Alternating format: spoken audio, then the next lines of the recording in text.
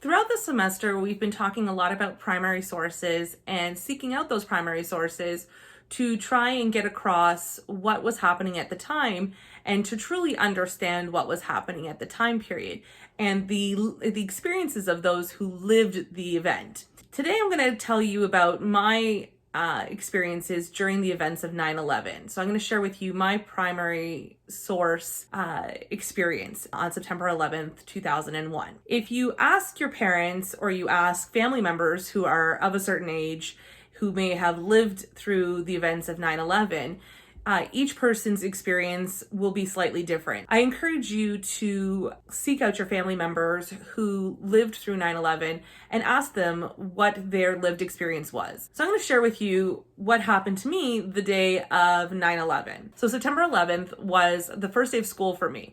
I know it's the second week of September. However, at University of Toronto, they always started a week after Labor Day. So they never started the week of Labor Day. It was always the week after.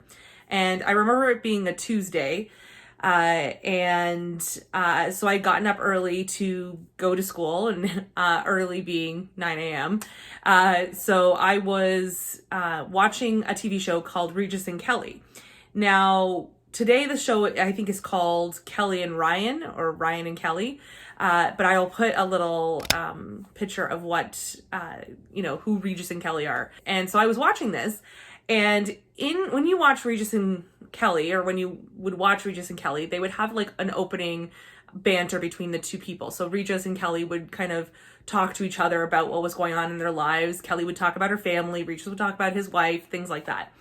And I remember specifically that the two of them were talking about how a plane had flown into the World Trade Center.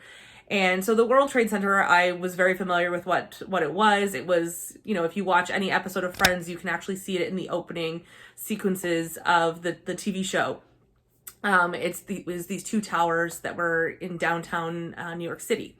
And Regis and Kelly filmed in New York City. And so they were talking about how this plane had flown into the World Trade Center, and they had believed that it was an accident. And they were talking about how they hoped everyone was okay and everyone would get out safely and things like that. And they went on with their banter. And about maybe, I guess it would be probably about 5-10 minutes into their discussion, their producer, whose name is Gelman, he's kind of a character in the show, their producer Gelman, who's off screen, says something. And I remember seeing Regis and Kelly kind of turn to look at Gelman and say, "What?" And he, he's then mic'd and he says something like, "A second plane went into the other World Trade Center building. We need to cut to the news." And so Regis and Kelly's faces dropped at that moment, and they repeated kind of what Gelman had said, or that's kind of what I remember. And they said, "We're going to throw to your local news." And that's exactly what happened. So Regis and Kelly programming was cut, and it went to whatever the local news was, so City TV or whatever. And they were talking about how two planes had gone into each of the towers. And so what had initially been believed to be an accident of a plane that was flying too low or what have you was now purposeful and was now understood to be a deliberate attack. And so part of me, like I said, I was heading to school. I was going downtown Toronto to go to school. And if you're talking about deliberate attacks on a major metropolitan, Toronto is going to be a location that could be a potential attack center. And I remember being hesitant about it, but I need to go to school, and I'm kind of that person that needs to be present, needs to be, needs to show up. So it was the first day of school, right? So I went to school hesitantly. School started around noon, or my classes started around noon or 2 o'clock, somewhere around there. And the whole day, that's all everyone could talk about.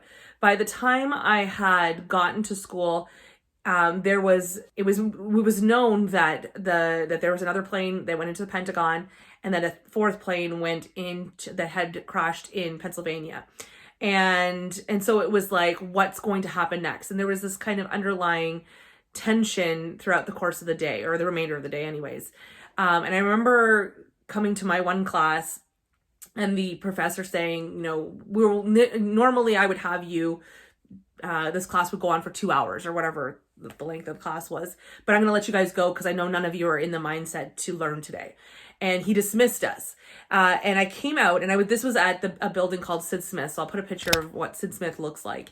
It's a lecture hall, and it's got like a lot of classrooms and offices and things like that there.